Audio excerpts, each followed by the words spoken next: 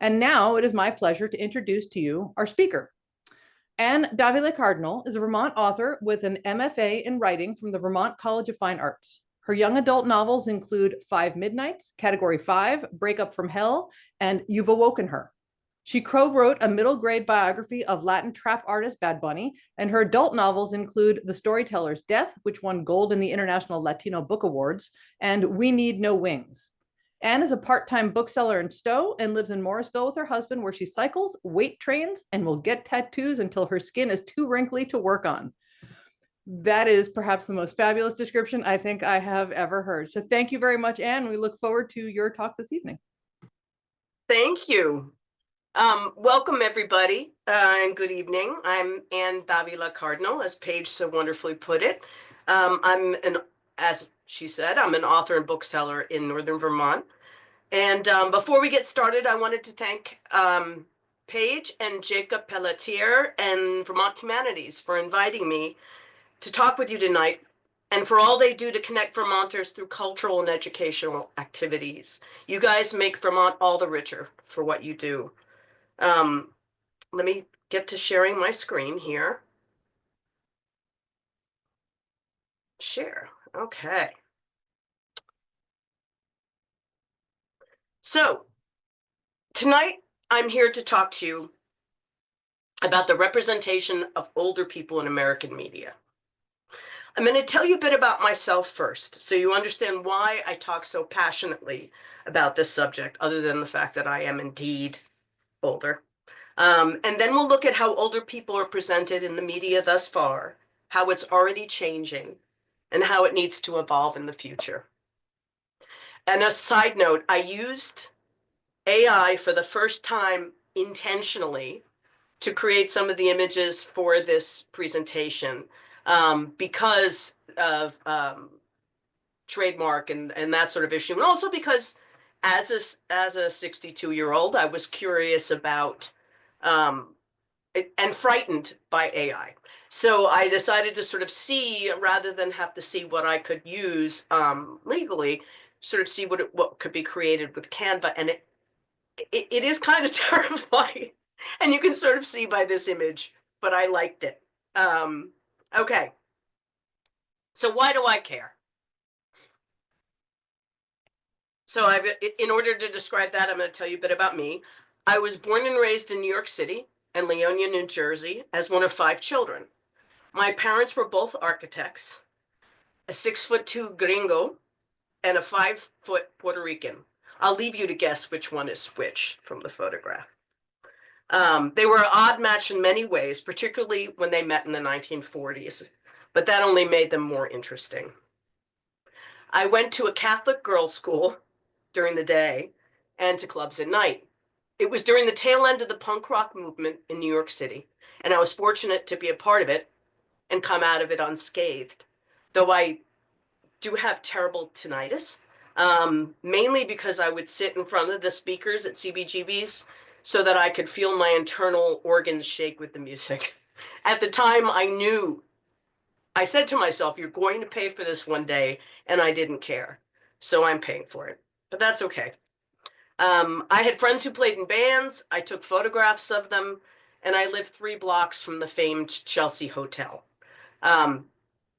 It was really cool, actually. When I was about 14, we were at McDonald's on 23rd Street, and Sid Vicious was there with Nancy. And we're sort of, freaked out and watching them, and they're just like nodding into their burgers. I'm not even sure they ate any. It should have been horrifying, but we were too starstruck. But I loved being in the center of the end of this movement.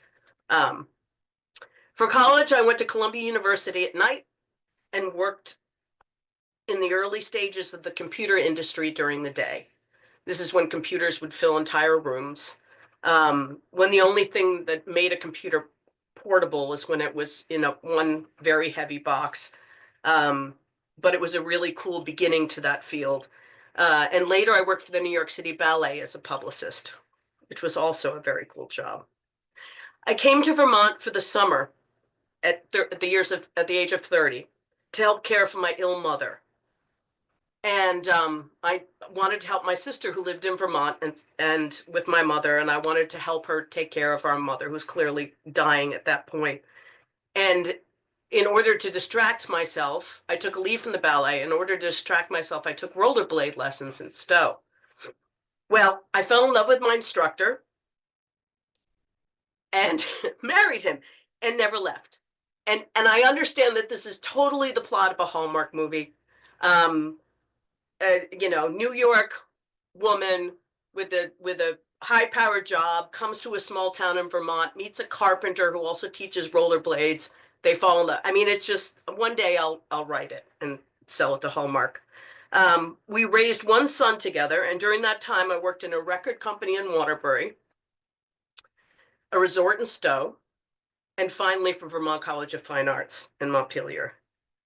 There, I continued my education and became a writer in my 40s. Two graduate degrees and 7 books later, here I am writing full time. I have many tattoos, as Paige mentioned. I love horror. I'm training for a powerlifting competition, and I needle felt small reading creatures. I spend a month every winter with my family in Puerto Rico, and the rest of my time in Morrisville, Vermont, when I'm not on book tour. Why am I telling you all this? Because I'm about to turn 62. And who I am is comprised of all of these experiences, very few of which are boring. And I know that's true of everyone. I love talking to people and hearing their stories. It's what I do for a living. And in the last 10 years in particular, or since turning 50, basically, I've been shocked by the evolution of who I am and how I feel more myself than I've ever been. And the first of these 7 books, 5 Midnights, I published that when I was 56 years old. So it's never too late. When people say, oh, I'm too old to go and get a graduate degree, I'm like, oh, no, you're not. My entire life, I've been fed the message that when a woman is over 50, she becomes invisible. She is less attractive, and she has less to offer. I want to make sure I can see your chat here. Okay. We're still being fed that line. Why our new vice president said the sole purpose of the postmenopausal woman is to help raise the children. I'll have more to say about that later. But that is why I was shocked by the tremendous freedom that actually comes with being this age. You care very little what anyone else thinks. You have the advantage of years of knowledge and experience. You're no longer building your career. If you have children, they're probably grown and on their own. In addition to suddenly noticing birds, why is that? Why is it that I never noticed? Granted, I grew up, there were pigeons, you know, there was no Flacco in the Central Park when I was a kid. There were gray pigeons that were usually dirty. So I suddenly started become interested in birds, and now I'm like obsessed with this Merlin app. You know, I'll stop in the middle of a hike with my husband and say, look, there's 7 birds. And it's just really funny how that happens at a certain age. So in addition to that, I've also found that I finally will take care of my body in a way I never did before. I think because of you have less time before you than you did behind, you start to realize, oh, if I take care of this tool, it'll work better and serve me longer. So it buys you extra time. I've also learned to appreciate more in the moment, again, when there's less ahead than there is behind. So it was these realizations that inspired me to write my most recent magical realist novel, We Need No Wings. The novel focuses on a 60-year-old UVM professor, Tere Sanchez, who is having trouble moving on after the death of her husband. Then one afternoon, it's actually how the novel begins, she starts levitating in her garden in Vermont. She's obviously freaked out, and she has no control over it, and knows that if she doesn't figure out why it's happening, and stop it, she's going to lose her job and or career and possibly her mind, her grip on reality. She is reminded that her family from Puerto Rico is descended from Saint Teresa of Avila. She's a very famous saint of the Catholic Church, who was known, a Spanish saint, who was known to levitate, among other things. She was actually an incredible woman, and I've been told my whole life that my family, the Dávilas of Puerto Rico, were descended from a sibling of Saint Teresa of Avila. So I always had that hanging over my head, which is also, excuse me, wonderful and also intimidating. But anyway, she's also founded, sort of considered a founder of an order of the church. So in order to try to figure out why this is happening, the character takes a desperate pilgrimage to Avila, Spain, to find a cousin that she had never met, and hopefully figure out what's going on and how to stop it. I actually took a trip to Spain by myself to Avila, never been there. And again, regardless of whether or not the story about my descent from the family of Saint Teresa of Avila, and when I question it, my family gives me a hard time because I guess a very famous scholar from the family is the one who did the research. But anyway, I'm still sort of hesitant. But the family Dávila means de Avila, from Avila, Spain. So it was a really important trip for me, and it was quite extraordinary, especially traveling alone at 60. But during the course of the novel, the character, Tere Sanchez, gets a tattoo. She wears platform boots. She says the F word often, and she cycles quite avidly.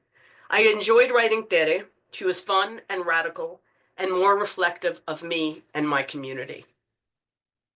So this novel is about many things: grief, heredity, identity, but it is primarily a coming-of-age novel.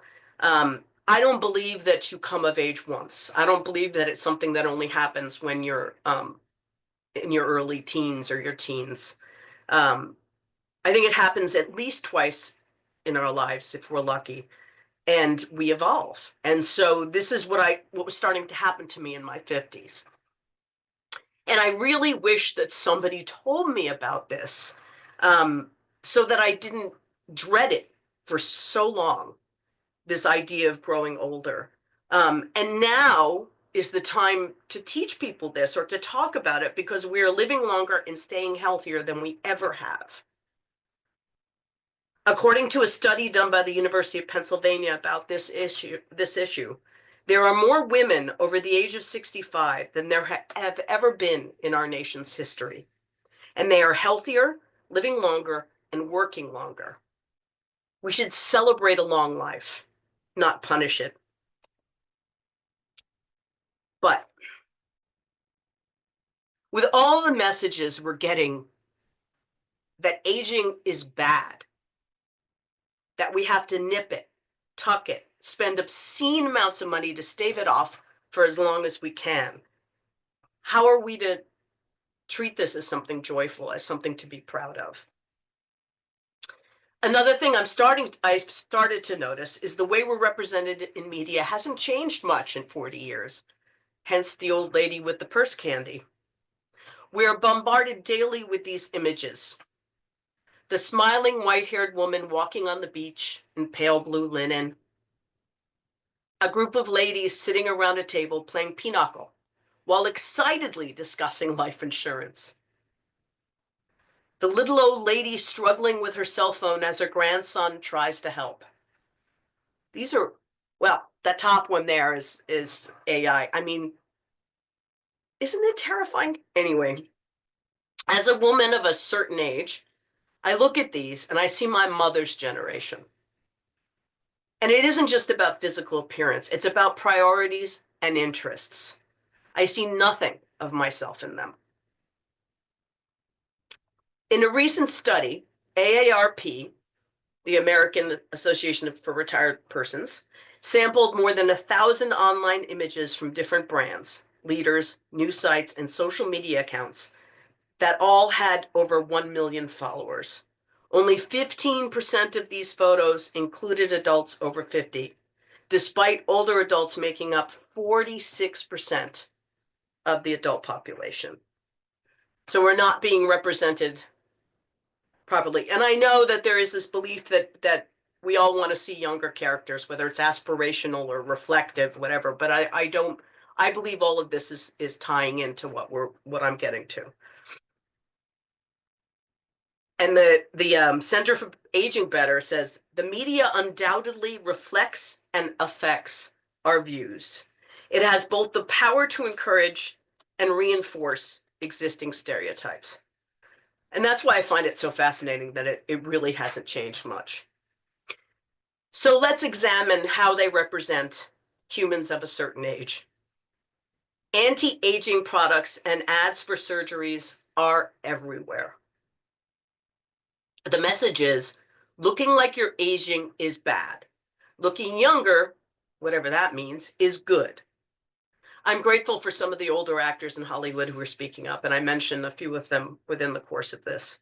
In fact, you might have seen a video of Jane Fonda talking about this book and the findings in this book, Breaking the Age Code by Dr. Becca Levy. So in her new book, Breaking the Age Code, How Your Beliefs About Aging Determine How Long and Well You Live, Dr. Becca Levy makes a compelling case for how adopting a positive mindset to aging can add nearly 8 years to your life. Levy is a PhD in psychology from Harvard and professor of epidemiology at the Yale School of Public Health and professor of psychology at Yale.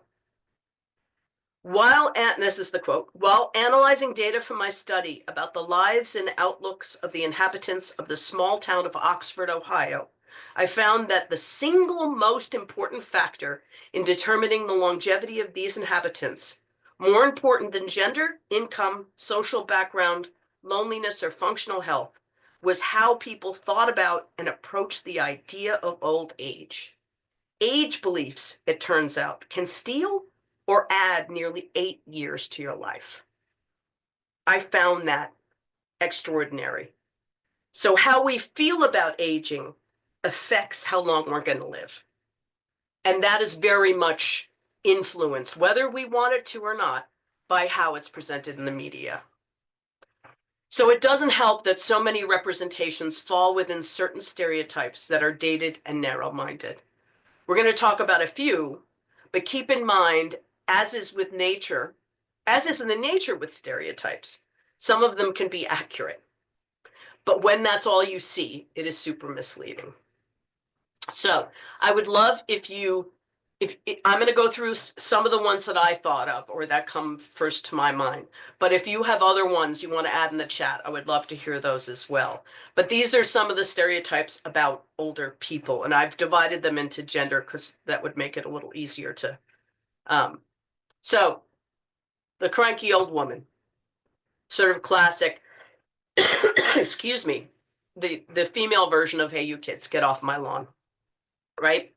And her sister, the nosy neighbor, looking through the slats, discussing why you're doing, oh, is that a new car? Discussing why you're doing what you're doing, sort of asking questions that are inappropriate.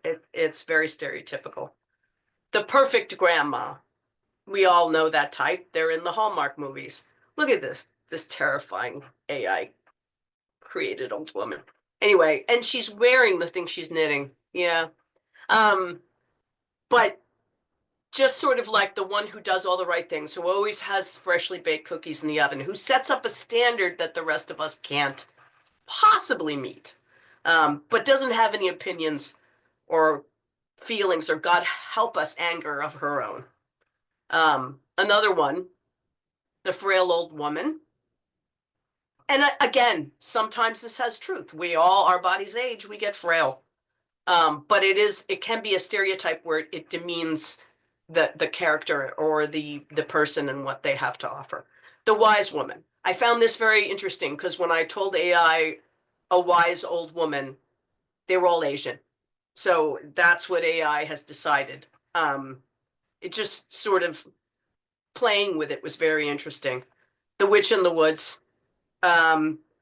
Also, let's see. flaky bohemian, that there's all sorts of ways to interpret her, but she's sort of a classic.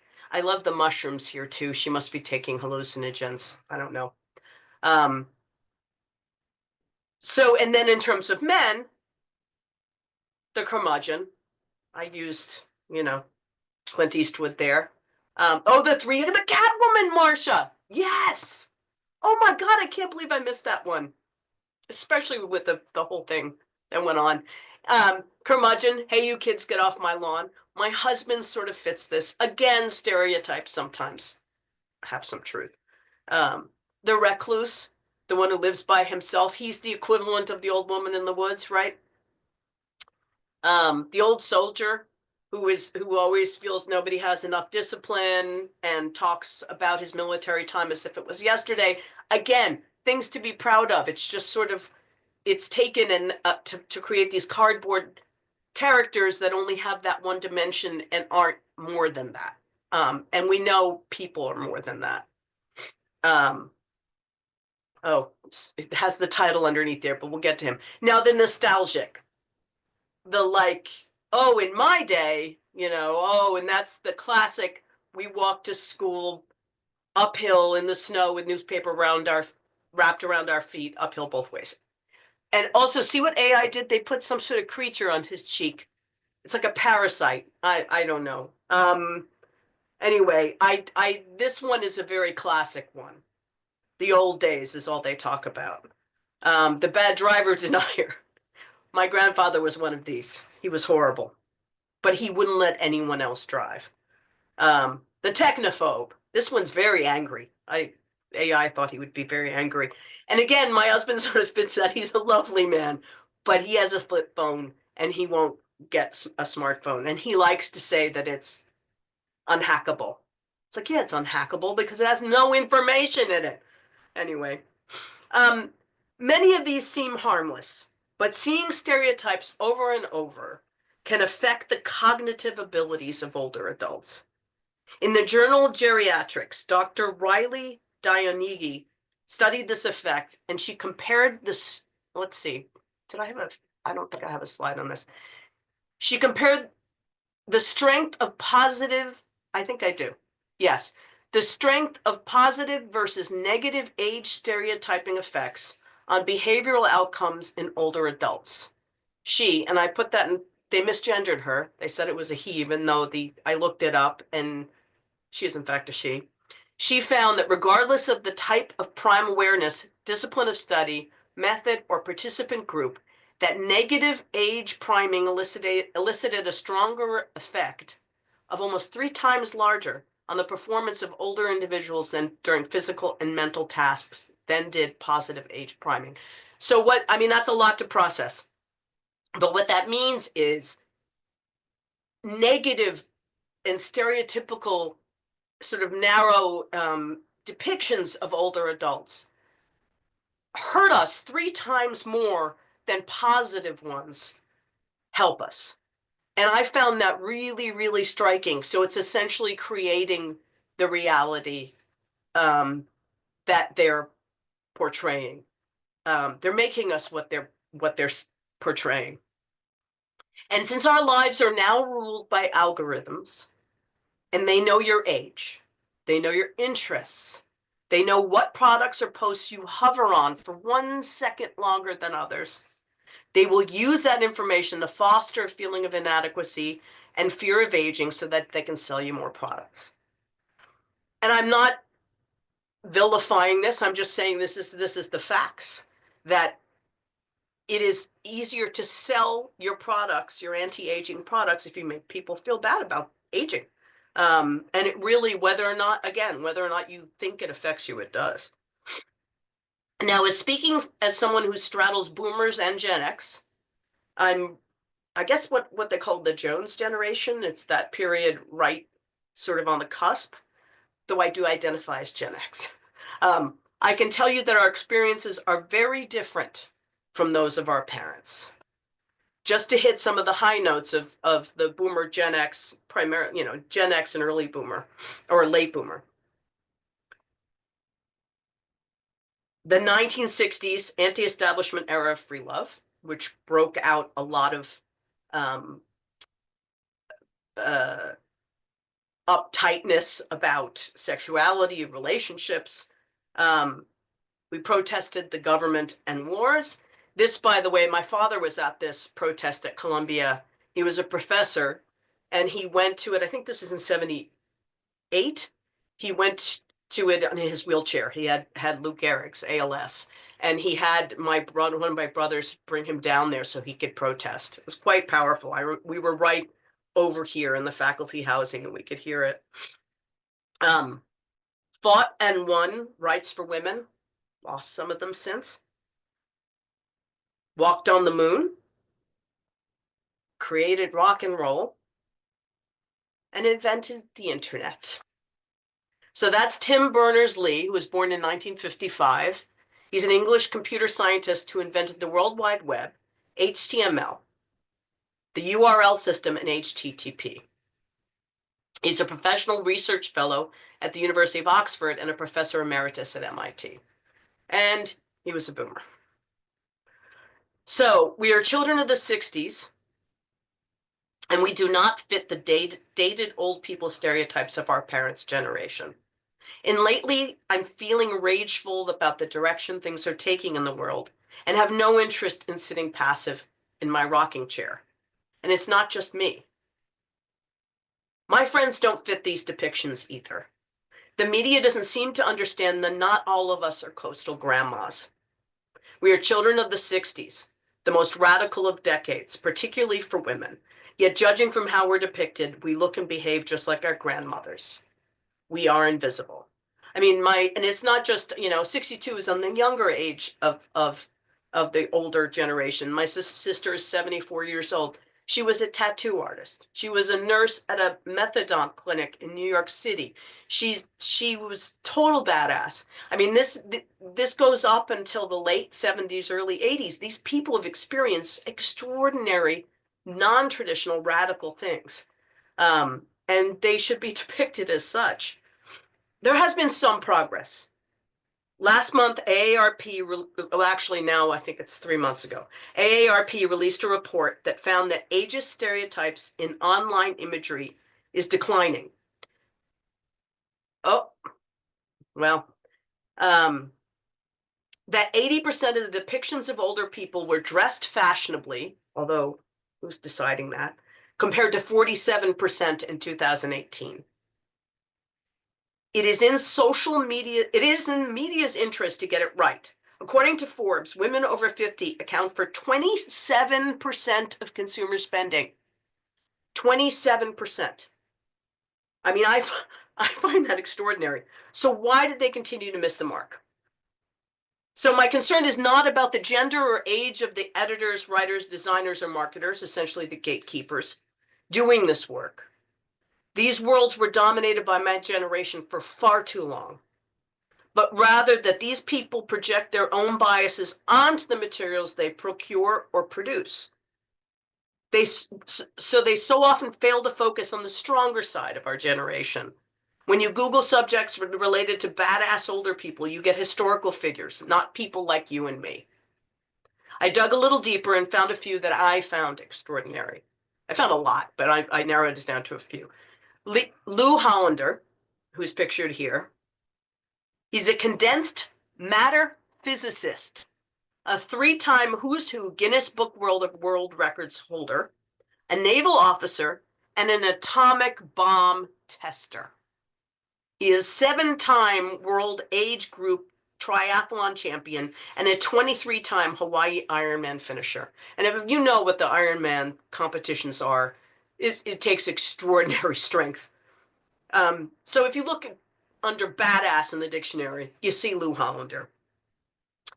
So he's now 94 years old. Full disclosure, in this photograph, he was 89. Badass. Richard Cameron in York, England. He's a self-taught pianist, went to London as a youth and recorded. He actually was brought to a studio, was going to produce, do studio musician work, but he found the pace of show business was too much for him. Too much time in the studio, not enough playing live for people. He played gigs at hotels all over York while working in a glassworks factory. You gotta love this man. After he retired from performing, a friend recorded him playing at home, and he went viral on YouTube, becoming a worldwide sensation at 92. As his quote, all my girlfriends seem to have gone absolutely mad, and I've got quite a following in Hungary.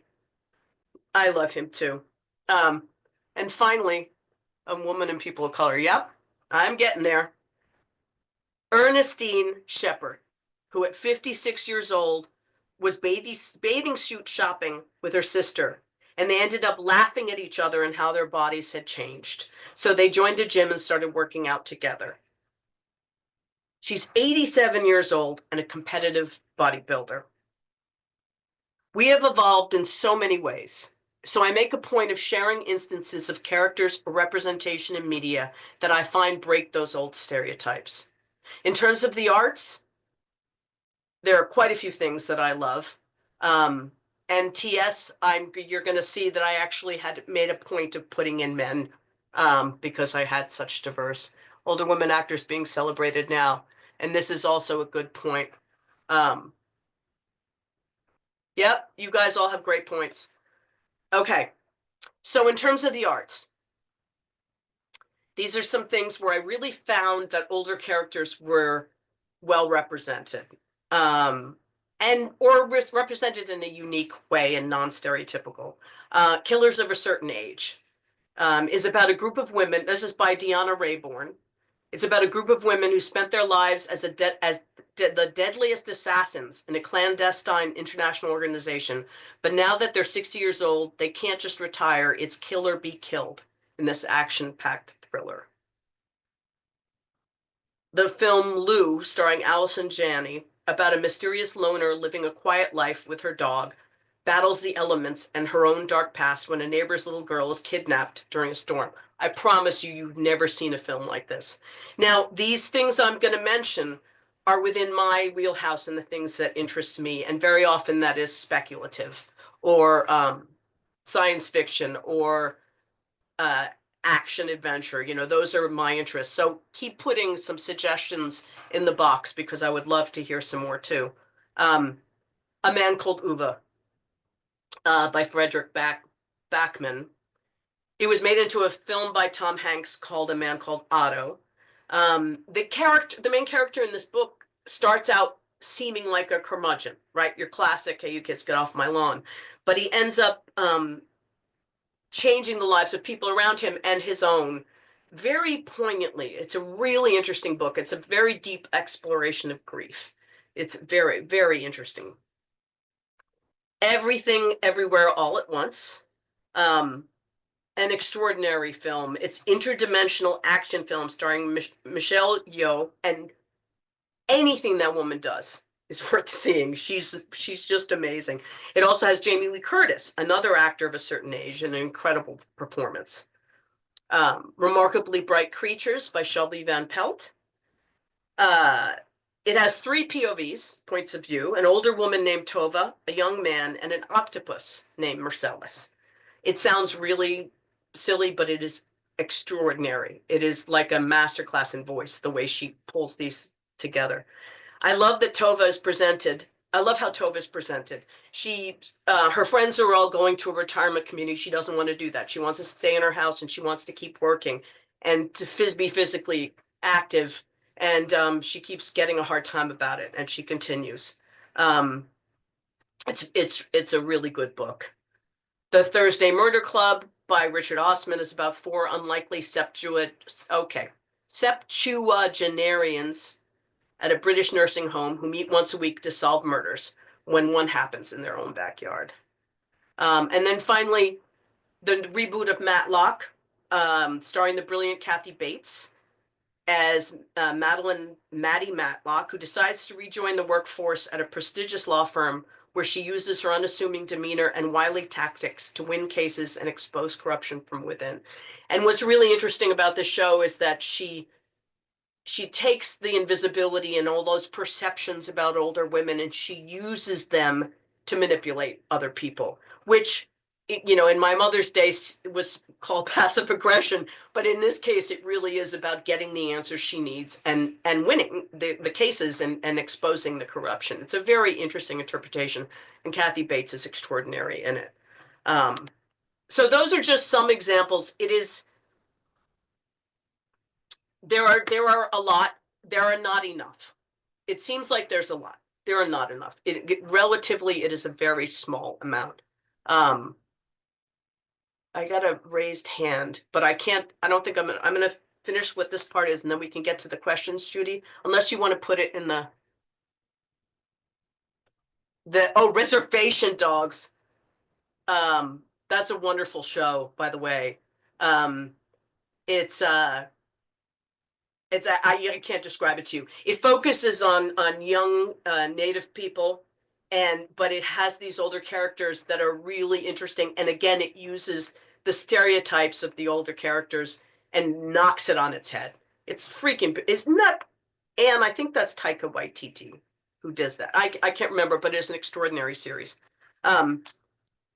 Okay, so as a caveat, or a PS to our issues of stereotypes, there are some truths in them, as I had said earlier. We are freaking tired earlier. Our bodies are aging, but we are still interesting creatures. I love an interview with Jamie Lee Curtis. I pulled this at the last minute, or I would have tried to have the video.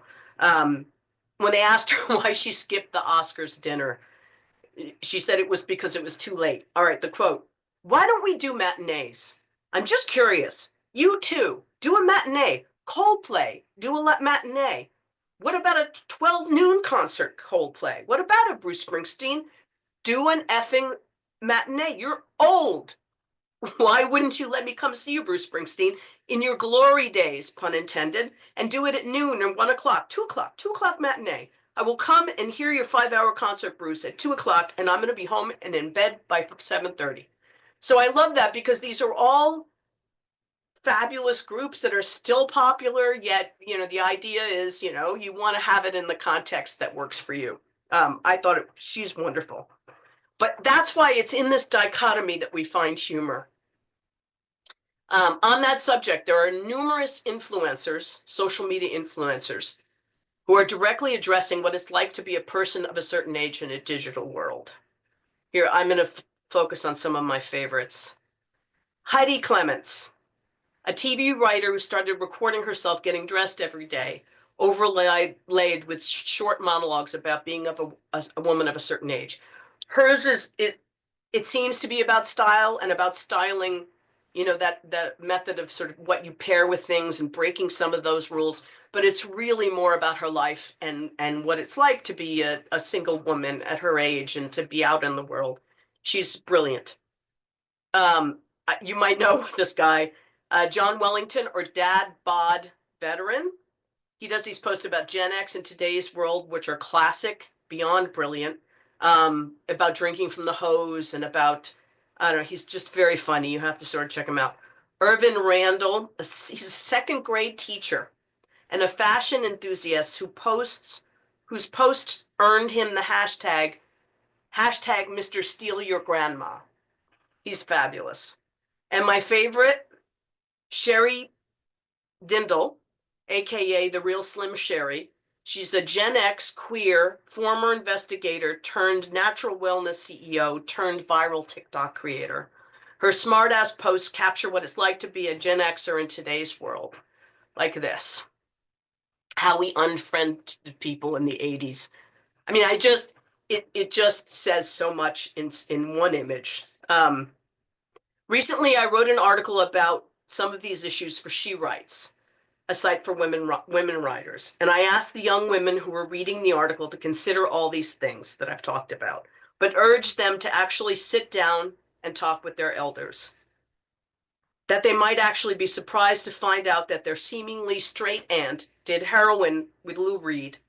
I didn't, by the way, that was just an example. Or marched on Washington in 1978 in the Equal Rights Amendment protest. How their gray hairs resulted from a whole lot of living and contain a world of stories that they can only begin to imagine. I suggested they break out the bourbon or gummies to loosen Auntie up, but listen closely and learn. On the American Society of Aging website, I discovered a reference to a new movement called age futurism, based on Afrofuturism, which is a form of science fiction that imagines a future where people of African descent are liberated fully and integrally as part of society with full equity. By the way, I'm as obsessed with that form. There's so many incredible writers within that field. I recommend it, but it's off topic.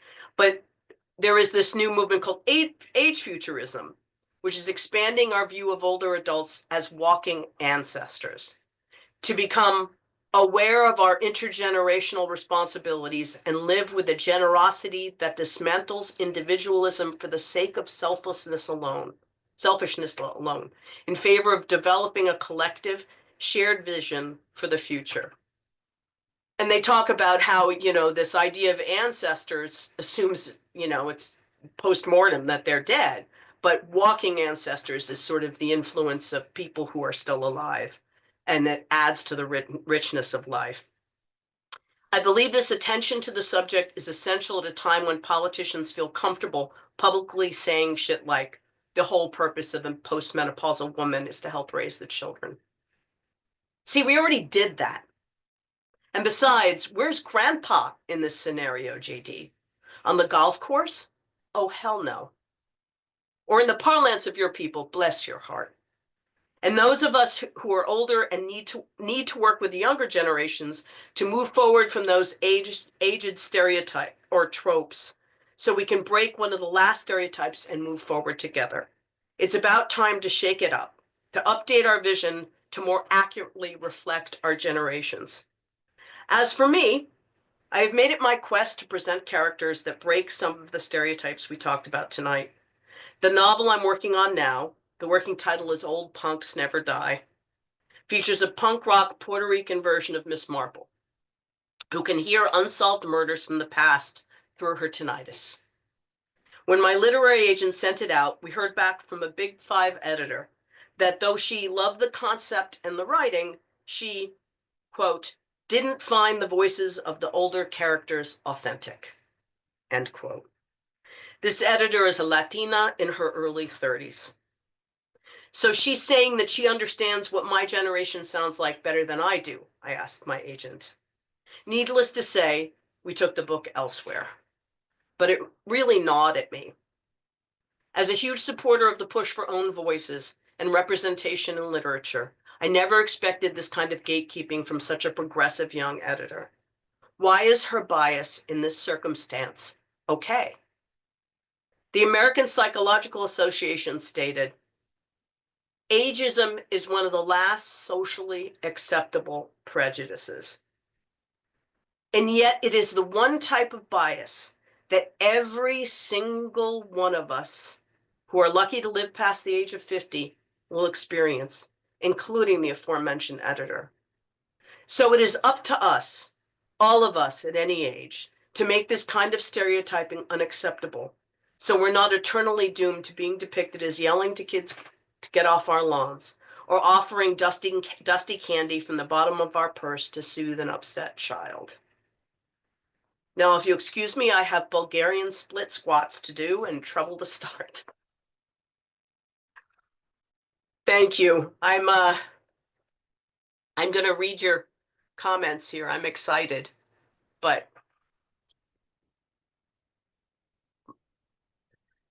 oh yeah. Yeah. And please do, if you have questions for Anne, please put them in the chat or the Q&A, and we're going to be starting that section of the event tonight as well. Yeah. And I love what you've been writing already.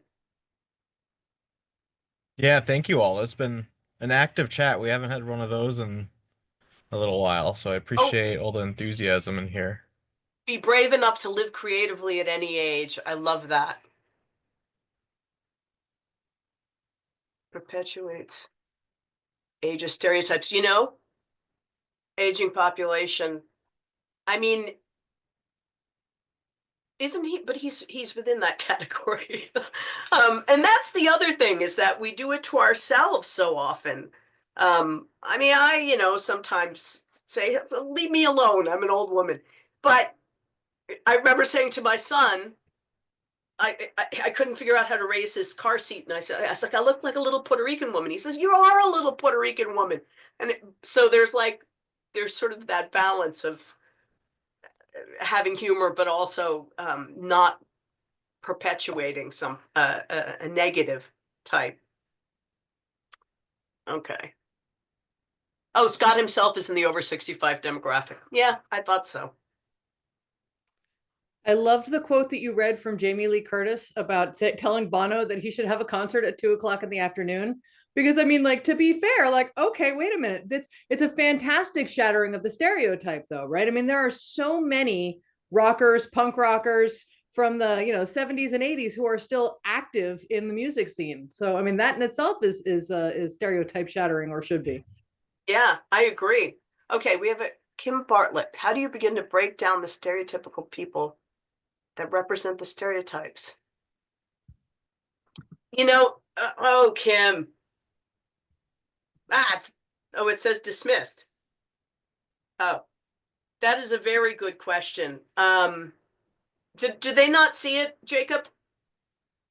Only we can see it, yep, in the Q&A. Okay. So Kim Bartlett asked, how do you begin to break down the stereotypical people that represent the stereotypes? I live in a 55 plus community and saw some of these people today. It's an excellent question, Kim. And it again, these stereotypes, sometimes they come from reality. That I get frustrated with technology. I mean, Jacob and Paige had to deal with me with that, because the mind doesn't fire like it used to. But it's a matter of, in those ways that are permanent, in those ways that we see day in and day out, particularly in media, we can't sort of like hang onto those. But there are definitely people who fall pretty much within those areas. It's just not all of us. And actually, it's quite few, particularly in Vermont. I mean, I see more people over the age of 70 on the rail trail who are barely out of breath, on their bike, and they're like, hey, how are you doing? I just look at them like I'm sucking wind. But it is a place, though we have an aging population, as our governor likes to say, it is a healthy. I would wager to bet that it is a much healthier population than most. And I think that says a lot, whether it's because of our outdoors or because of our emphasis on physical activity. I don't know, but you see quite a bit of it here. Yeah, and we have a question from Marcia as well, asking about if you had any advice for how to jumpstart intergenerational relationships, because it seems like that's a great way to kind of build alliances and approach global challenges that we're facing today. I mean, that's also an excellent question, Marcia. It is, I think a big thing is being active in the community. I mean, I was on the board of the library and Morrisville for a period of time, and I would go to, since I write young adult, I have a built young adult fiction is about half what I do. And I have this sort of built-in interest in staying connected with Gen Z. And they're really intuitive and very interesting generation, and they have a reason to be so sort of bitter. So it's really interesting to talk to them and to get their feedback. So I would say don't shy. It's so easy to sort of fall into, when you go to a family party or you go to a community event, to sort of stay with the people who you have things in common with. But I go and I sit with the young people, partially because it's my job and partially because I find them interesting. And I think that's where you get your cross-generational, within your family or within sort of community volunteering. That's a little hard if you're still working, but there are ways to sort of stay active with them. And don't be, they're going to be hesitant very often because, when we were young, we didn't want to talk to old people. I actually did, because in Puerto Rico, I wish I did it more, and I wish I recorded it, because the stories, now I want them back, right? But, it sort of force your stories on them in a way. And also they're not going to necessarily, the things that come out of my sister's mouth that I had no idea she did in her youth. She says to my son, and I'm sitting there going, oh my God, drugs and men. And I'm like, oh my God. But it is really important because he sort of realized this is a woman who had this incredibly vibrant youth. And I think it opens up those sort of channels. What is Yeah, I appreciated your comment there because I think me personally, like even thinking about the gay community and just like the elders that we lost in the AIDS epidemic and how like now it's like we're almost craving that sense of intergeneration and within the gay community just because so many were lost. And so I and was Jacob, thinking go ahead, I'm sorry. no, I was just like thinking of that and like how much I appreciate these conversations and kind of to Lee's point of like what do older Vermonters offer if they like it's so much and it's so unexpected all the time. It's just about taking that time to sit down and come together. I've noticed in it within the gay community, there's sort of like, well, a friend of mine, he's like, well, I'm just an old queer from New York, so I have different ideas. So there's even that breakdown Hmm. within, this separate community, not separate, between, these, categories, the Latina, whatever. You have these sort of breakdowns within there where there's judgment about age, on both sides. On both sides, but this communication is how you break that up. Um, let's see, any way to senior citizen. Oh, Don, I do find it demeaning. I mean, I was trying to come up with a new term, like crone, so negative. I don't know. It's just there isn't a really positive way of putting it. And elderly too. TS was saying, ugh. Um, I'm not even sure what the definition of elderly starts. When does it start? 65? I don't know. But we need a more positive term. Um, older adults are an incredible resource. We aren't a drag on the economy. Yeah, I mean, I mean, this is the thing. In terms, you want to prove that we're not a drag on the economy. 27% of consumer purchases are done by women over the age of 50. Now, that means that we have a huge, and that's just one gender. We have a huge buying power, and yet we're not being, other than anti-aging, we're not being very much sold to. Well, in addition to that, and don't forget that the largest population of volunteers for any kind of nonprofits, any kind of organizations are people who are already retired, right? So, I mean, like talk about it's like the opposite of a drag on a community. You've retired from your position at work and you're still contributing in a very real way without asking for payment. I mean, like that in Yeah. itself is phenomenal.